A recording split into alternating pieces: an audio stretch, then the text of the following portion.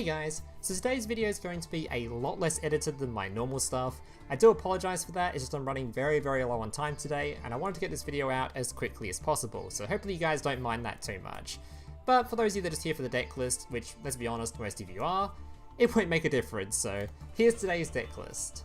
Now before I go through today's deck list, if you guys do enjoy this kind of content, or see more content like this, or are interested in the new selection packs themselves, or want to see more content on them, I will be uploading more content based on those packs over the upcoming days, so if you're interested in any of that stuff, make sure you like the video and consider subscribing to the channel down below so you don't miss an upload. Alright, let's go through today's deck list. So today's deck list is based around Magistus, or as I like to call them, Magistus. Now this deck list, no matter what it used to do in the past, no matter what you think this type used to do, completely throw all that out the window, this deck list only has one game plan nowadays, and that is to summon Zoroa. Now this card is absolutely disgusting. This card, when it is synchro summoned, can equip one Magistus monster from your extra deck to this card. Your opponent cannot activate the effects of monsters of the same card type, fusion, synchro, exceeds, or link, as a Magistus monster in your Spell and Trap card zone. Now you might be thinking, well that's not too bad, it only locks you out of just one card type, since this card only equips one card to itself. No. This deck, most of the time, you're going to be able to equip 2 or 3 different Xyz, Link, Synchros, whatever you like, straight from your extra deck to this card, because you have cards like your Crowley, you have cards like your Verre, which can just grab these Xyz monsters, these Link monsters, whatever you like from your graveyard, and equip them to your Magistus monsters on board. Meaning this card will normally not lock your opponent out of 2 to 3 summoning mechanics every single duel. And that's not just all the deck can do. A typical end board for this deck won't just end on a Zoroa by itself, it can end on a whole plethora of monsters, including your Borreload Savage Dragon for a nice little negate, you can end on your Toadally Awesome for another negate that also yoinks your opponent's stuff, it can even end on things like your Fusion monster, which is a quick effect yoink of your opponent's monster, which will then put this card itself in your Spell and Trap card zone as yet another summoning mechanic that your opponent is locked out of. You can also summon cards like your Zeus, or if you're going second, you can go into things like your Crystron Heavy Firebrax, go into your Selene, and then summon out Axo Torko and just completely obliterate your opponent that way. As for the actual deck list, it's comprised of obviously your Magistus stuff, which I won't mention too much more as it's much easier for me to talk about how each of the cards work and how the combos function, as I'm just showing them to you during the gameplay, so wait for the gameplay portion if you want me to explain these kind of cards to you and how the combos work. But the actual deck list is comprised of your Magistus stuff, and on top of that you have a small little spellcaster package. In this case I chose Dogmatika. I know a lot of people are using Perform Mage, but I just prefer the Dogmatika stuff. You basically just need a few extra spellcasters in this deck, because your Crowley does need spellcasters to discard, and there isn't really enough main deck Magistus stuff for that, so it's nice to have a few little extra spellcasters in there. In this case I chose Dogmatika. And on top of that, it doesn't really matter what you run. You can just run a shit ton of hand traps or a shit ton of anti-hand traps like I'm running. It doesn't really matter too much, because this deck is based around a lot of 1.5 card sort of combos, so you don't really need that many Magistus stuff in your opening hand to set up a fairly decent board, meaning you can afford to run cards like triple Ash Blossom, triple Maxi, and Effect Veiler, and Imperm, running anti-Nibiru cards by running triple Crossout Designator, you have double Called By, stuff like that. So that stuff's all just tech stuff, you don't have to run any of that kind of stuff, it's up to you. I just want to run this a bit more competitively, so those are the cards that I decided to run. Alright guys, that's going to do it for the deck list portion of the video. Like normal, every single card in this deck list is going to be typed out in the description down below, so if you don't recognise some of the cards in here, don't worry, just check the description and they'll be written down in there. Alright guys, that's going to do it for the deck list portion, let's get into the gameplay. Alright, first replay. So keep in mind, I'm trying to show you basically a few of the main starts for the deck with these replays, so I have 4 to show you today. I can't show you every single possible combo this deck has, as it's just obviously way too many to show in one video. This video is mainly going to be showing you the basic stuff on how to play the deck, so this is the absolute most basic combo you can do. I could probably have done some other stuff with this starting hand, but I just want to show you the absolute most basic combo this deck can do, which is simply Endymion, which you can get via your search spell or just hard drawing, and a spellcaster monster of any kind. This is the most basic combo possible. Just need any spellcaster and you're Endymion.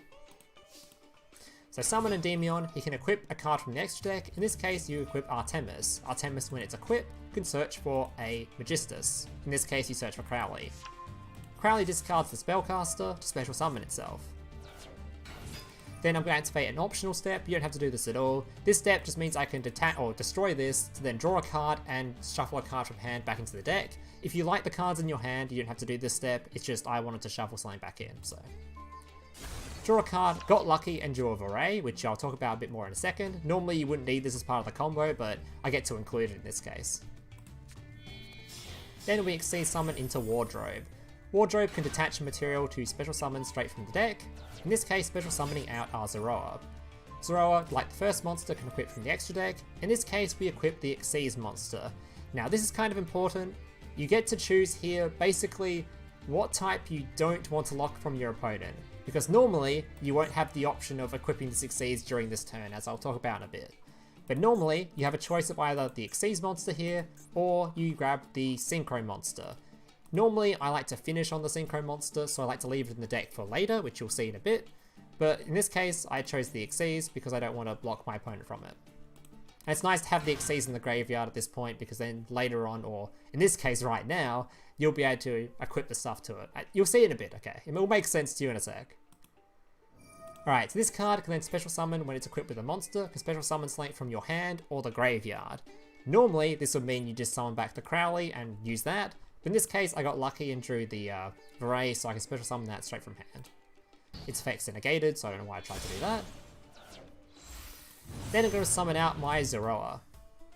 Zoroa can then equip something straight from the extra deck to itself, and this is kind of what I was talking about before. You want to leave the Synchro in there because I want to equip the Synchro to it. I think equipping the Synchro to it is generally better than equipping the Xyz to it because it's protected from spell cards, and if your opponent tries to swing into it, it's also protected from battle as well, which you'll see in a bit. I then use the cards in graveyard to then banish the Verre, and I banish the Crowley to equip both a Xyz and a Link straight from the graveyard. Now normally, you wouldn't be able to equip the Xyz, I just got lucky and drew Verre, so normally you just equip one extra type here, which you normally do the Link monster because Link is the most common. So most of the time your end board would be a Link and a Synchro lock from your opponent. End of turn, Nadir is going to be searching for Dogmatika. Dogmatika can then special summon itself because I have extra deck stuff, searching for the other Dogmatika. And because I have one on board, I can now special summon it to basically negate anything my opponent tries to do. So he's currently locked out of Xyz, Synchro, and Links. He can summon them, but he can't use their effects. He tries to use this guy's effect, I'm just going to special summon and negate it instantly. I'm not really sure what the best negate is versus this deck, so I'm not really sure what this deck does, but I'm sure this card is an important starter for it, so I'm just going to negate it.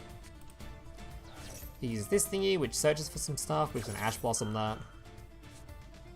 He chains whatever the fuck this thing does. I'm very unfamiliar with this deck list, so.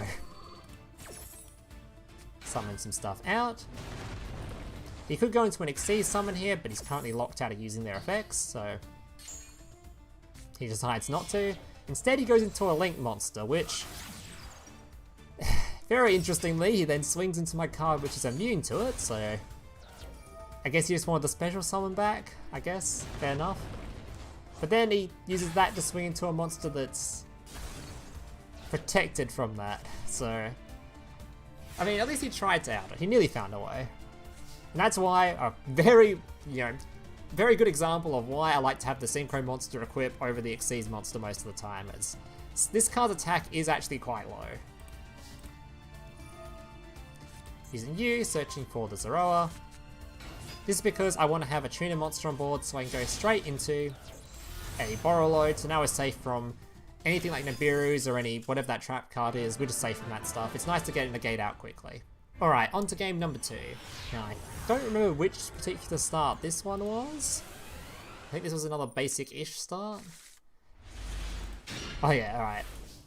So, this is start, again, we're just going to use our Endymion searching card to search for our Endymion guy. But this time, because we don't have a spellcaster in hand, we actually have a Trismagistus, whatever the hell this card's name is.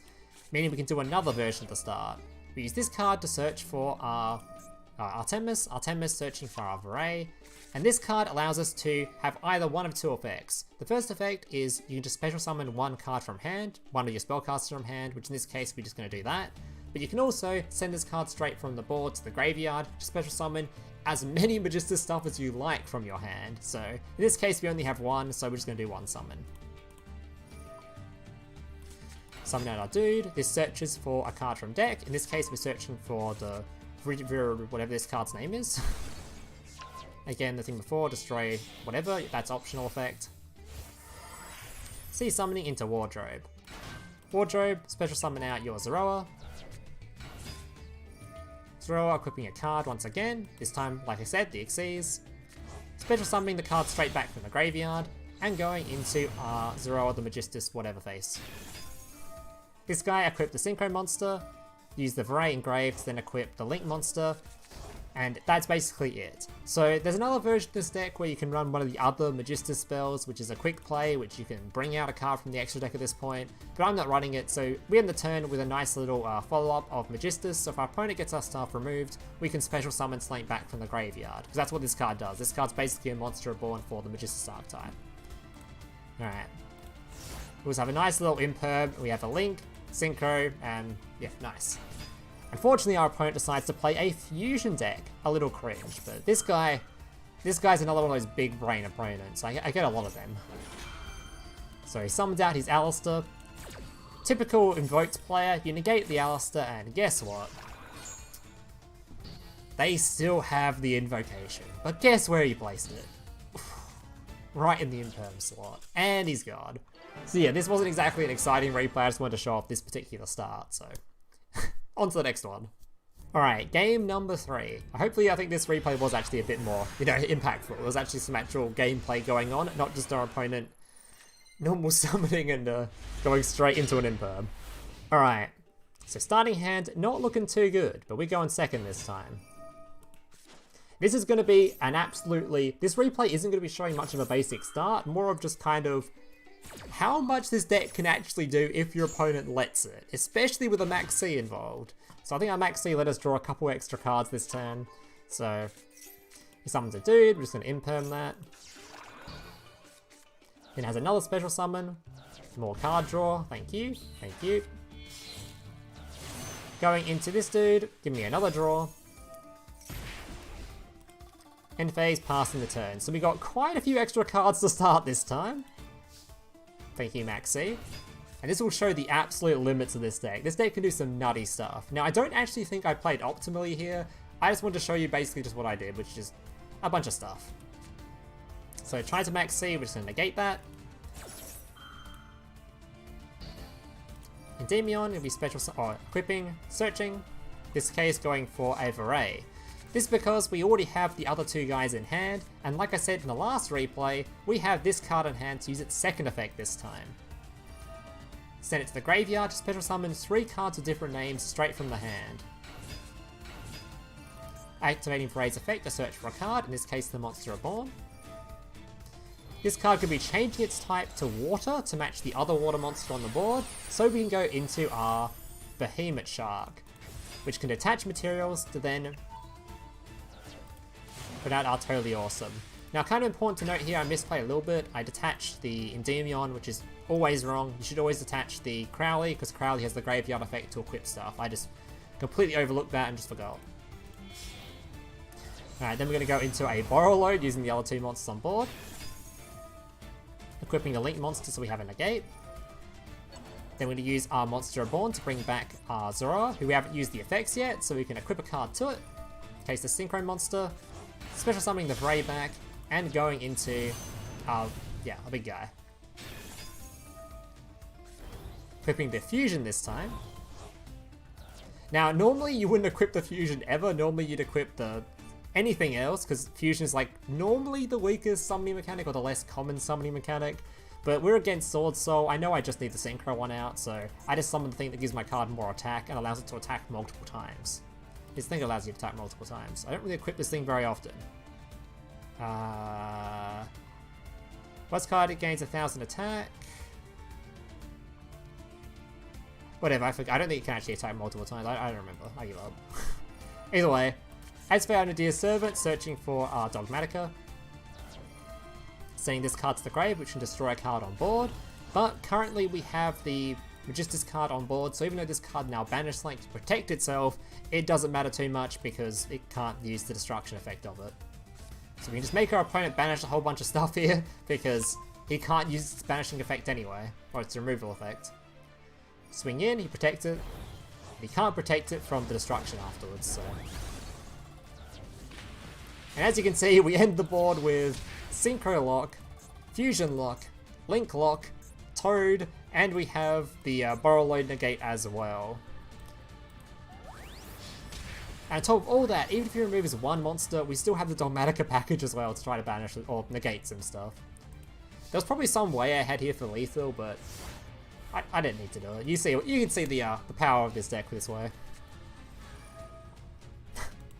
So just for an emergence, yeah, we'll let him do that. I think we can let him do that. We can afford to. And from there, he just kind of, I think he realized it was over. Wanted to complete his dailies, so let me have my turn. No BM him, we're just gonna swing in. And he's gone.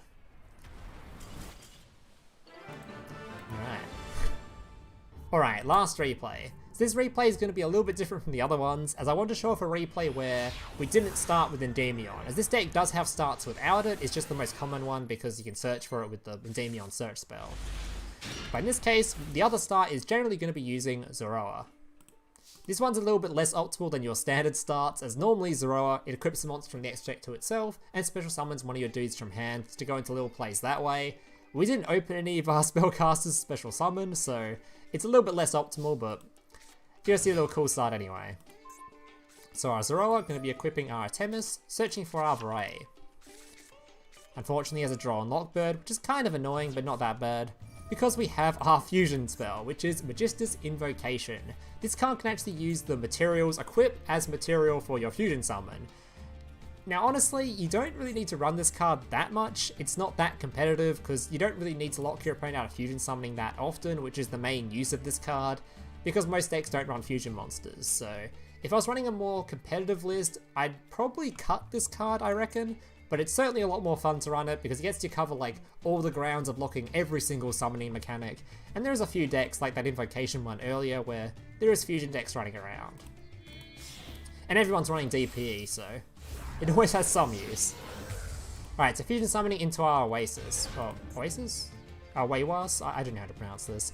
Either way, this monster, basically when our opponent has a monster on board, we can quick effect, equip this card to that opponent's monster, take control of it, it can no longer use its effects, and obviously this card becomes equipped, meaning if we have the Synchro on board, they're locked from fusions. Use our Vritra, whatever how you pronounce this card, to bring out our boy, Synchro Summon, go straight into our Zoroa.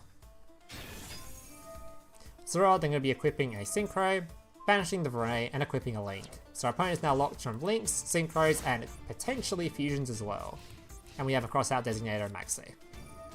He activates the Lightning Storm, which this is why I like to equip the Synchro the most, as if they have things like Lightning Storm, you're immune to it.